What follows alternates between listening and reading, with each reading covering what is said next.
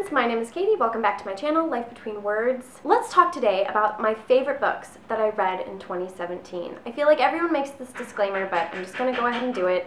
These aren't all books written in 2017. In fact, I don't think one of them was written in 2017, but they're just books that I read this year and loved. As you'll be able to see from this list, from this pile of books that I'm about to share with you, my taste is all over the place. I think I might have a book from every genre in here, except for science fiction, although The Long Way to a Small Angry Planet by Becky Chambers was very close. Actually, we're going to start with the book that I don't have on this stack, and that is Homegoing by Jessie. It's a book that I think everyone should read, and so I have lent it out to everyone in my life.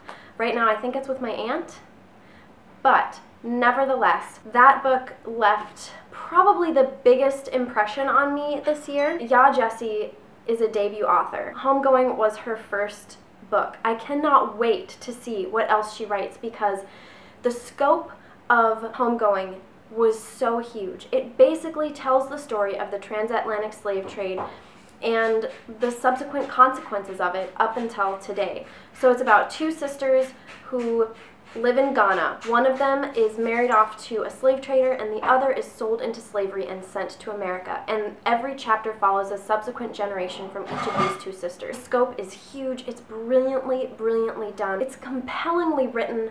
It tells such an amazing story. It ties everything together, and I just absolutely loved it, and I loved the reading experience as well. I read it with 2 or 3 other people, and that also really added to my experience of reading the book. It was amazing. I think everyone should read it. The next book that I want to talk about is actually a trilogy that I haven't finished, and I'm really sad I didn't finish it because I kind of wanted to just stick the whole thing in here, and I'm going to. This counts. The whole trilogy counts. I just don't want to add it to next year's favorites list when I read the bulk of the series in 2017, and that is the Live Ship Traders trilogy by Robin Hobb. This is the first book, Ship of Magic. It is so brilliant. I cannot extol the virtues of this book enough to you. Last year, the Farseer trilogy was on my list of favorites. This year, the Live Ship Traders trilogy is on my favorites, and I have to say that the Live Ship Traders trilogy blows the Farseer trilogy out of the water. It is so good. I love the characters in the Farseer trilogy, and I can't wait to keep going in Robin Hobb's realm of the Elderlings, the world that she's created. But as a whole, I think that this trilogy stands better. I love that this trilogy features so many more women than the Farseer trilogy did. I mean, this series is chock full of really strong female characters, and it explores a lot of power dynamics between men and women. If you know me, you know that I am a character-driven reader, and these books are character-driven a lot more than they're plot-driven. That is not to say that exciting things don't happen. Robin Hobb is great at plotting out her books, but they really do focus on the characters, and you fall in love with these characters. They're complex, and their morality is kind of gray sometimes. There's really good moral characters, and there's really evil characters, and then there are a lot of characters that are kind of in between. And your loyalties throughout the book shift as well. Robin Hobb is just so brilliant. I cannot talk her up enough. Moving on to Big Little Lies by Liane Moriarty. Another book that is so different from any of the other books I've talked about. Liane Moriarty's books defy genre. They are kind of women's fiction, but not really. They're kind of thriller, mystery, but not really. I cannot stop reading them when I have opened them up. The storyline is great, and her characters, once again, are so compelling and real to life.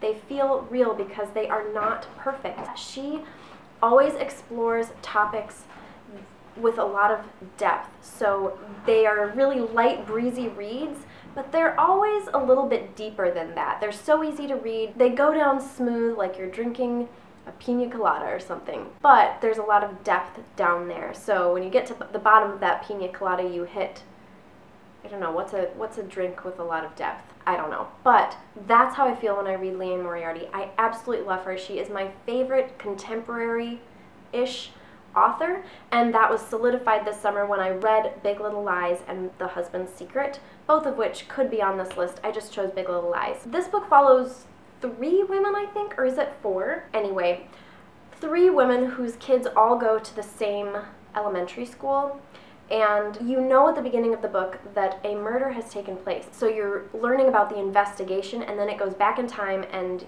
you get to know the developing relationships between these women and their families and all the dynamics going on behind the scenes. It's so good. It's so good. And I also loved the miniseries as well, but not as much as I loved the book. The miniseries added some things that I wasn't crazy about, but I still loved it. I still thought it was great. I have a few chunkers in here. One of those chunkers is East of Eden by John Steinbeck. This book really should have been on last year's favorites list. I read the majority of this book in 2016, but I finished it in 2017, and I don't think that it went on my favorites list last year. I probably should have checked to make sure, but nevertheless, it deserves to go on my favorites list because, once again, this book is huge in scope and impeccably well crafted. John Steinbeck, dang, can he tell a story? It is incredible. It tells the story of a family who moves out west to the Salinas Valleys in California. It's kind of a multi-generational story. It's really hard to explain, but this is how I'll explain it. It is basically a retelling of the Cain and Abel story in the Bible. And it's also about generational sin, kind of like the Cain and Abel story in the Bible. It talks about how the sins of one generation follow into the next and how that affects this family. How these seeds of goodness and badness take root in a family, take hold in a heart, and the implications of that. It is amazing. I really would love to reread this. It was filled once again with amazing characters. Do you see a theme here? And beautiful writing. I love John Steinbeck's writing. It is a masterpiece, and I'm so glad that I finally read it. I'm so excited to talk to you about this next book, The Blue Castle by Ellen Montgomery. What a delightful treasure of a book that I had no idea existed before last year. This book follows our main character, Valancy Sterling. She lives in a family that's very stifling. They hold her in and hold her back, and one day she gets some news that changes her life, and she decides she's not going to take it anymore and she's going to live the way she wants to. And so she sets out on a journey of self-discovery and romance, and it's so beautifully written. This book is one of Ellen Montgomery's only books written for adults. Also, it's one of her only books to not take place on Prince Edward Island. Like the Anne of Green Gables series, and like Ellen Montgomery's other writing, the way she writes about nature is stunning. She is such a beautiful writer. I do not always like a lot of verbose description of the natural world in books, but I have to say that Ellen Montgomery's books are an exception. The way she crafts a sentence can occasionally bring tears to my eyes, and it has nothing to do with sad or poignant things that are actually happening. It's just that she writes such beautiful prose. I am so glad that I read this book, and Valancy has become one of my favorite heroines ever, and Barney Snaith, terrible name by the way, has become one of my favorite leading men. He is just as wonderful as Gilbert Blythe. I loved this book so much. If you haven't read it, please, please read it, especially if you're a fan of Anne of Green Gables. I cannot recommend this book more highly. Okay, I kind of debated about whether to put this book on the list because it took me a long, long time to read, but I'm putting it on here because I felt such a sense of accomplishment after finishing it, and I did get a lot out of the book, and it has remained with me since reading it, so it really deserves a spot on this list, and that is Middlemarch by George Eliot.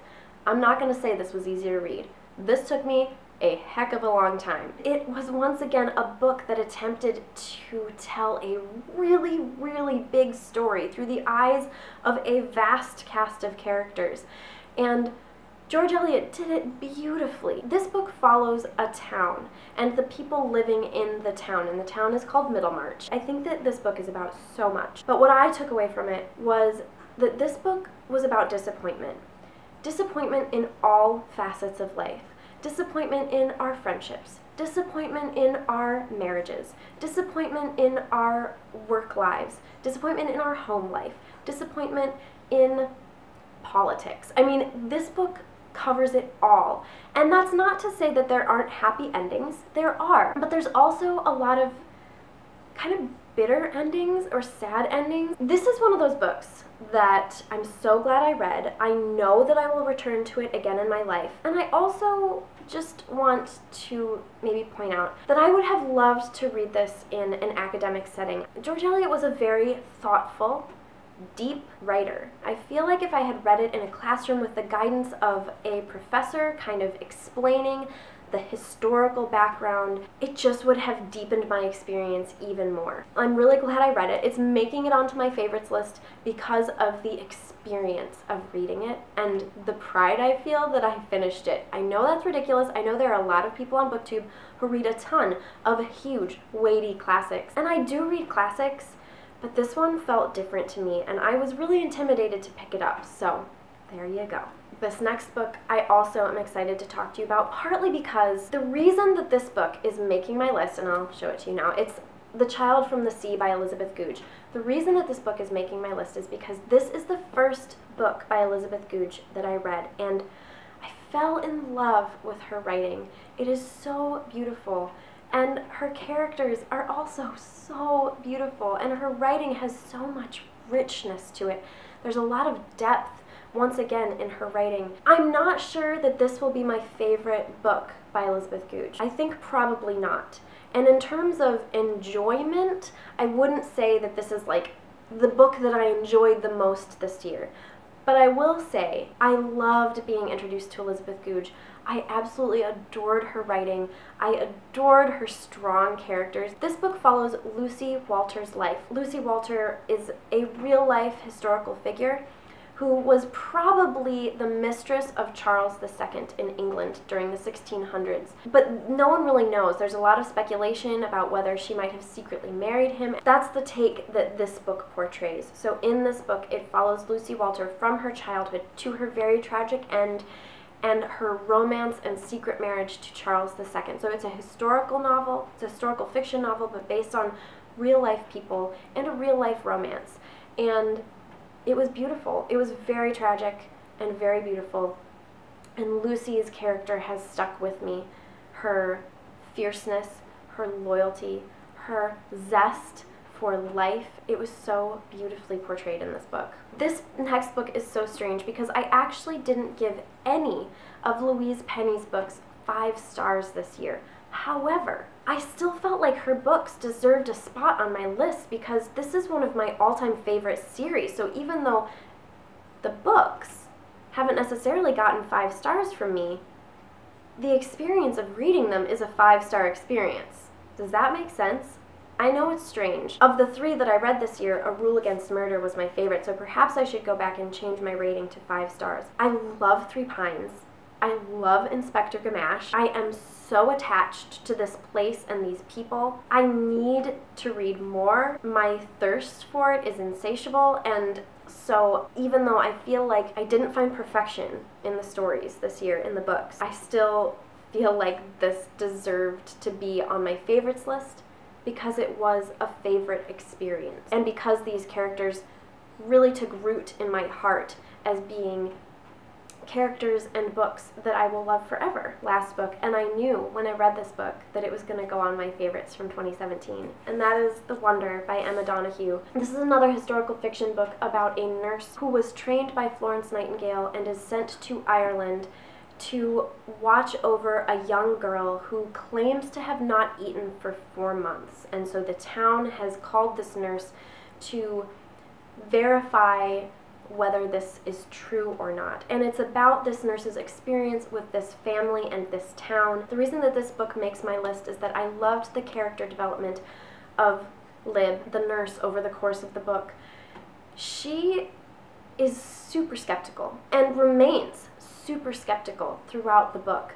This book is not easy on religion, and coming as a person of faith, as I was reading this, I was like, man, is this book just going to bash Christianity the whole time? But it doesn't, and I have no idea what Emma Donoghue's faith background is, and it doesn't really matter to me at all. What I really appreciated was that were there villainous people of faith in this book? Absolutely. There were people who called themselves Christians who were terrible. There are also Christians in this book who are good, who have a winsome faith, whose faith is beautiful. That, I think, balanced out my trepidation. And watching Lib go from being anti-Irish and anti-Catholic to falling in love with the little girl, and by falling in love I don't mean romantic love, but you know, coming to love the little girl that she was watching over, and coming to accept this little girl's faith. Her love for this little girl softens her in more ways than one, and I found that to be the most beautiful part of this book. I also really loved the ending. I left the book feeling hopeful and lifted, and I love when books do that for me. So those were 9. 1, 2, 3, 4, 5, 6, 7, 8, 9.